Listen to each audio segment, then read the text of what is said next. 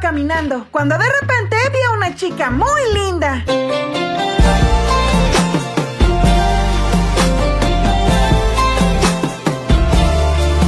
Entonces pensé, ¿qué tal si la invito a perrear conmigo cantándole una canción? Entonces canté.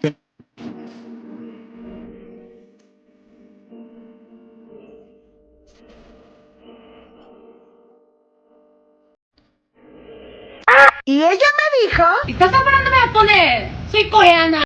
¿Cuál elegirías? Comenta a continuación y déjame saber. Suscríbete y da like si elegiste A. Suscríbete y comparte si elegiste B. Si elegiste se pasa el vídeo. Te doy 3 segundos para elegir. ¡Ups! ¡A perrear!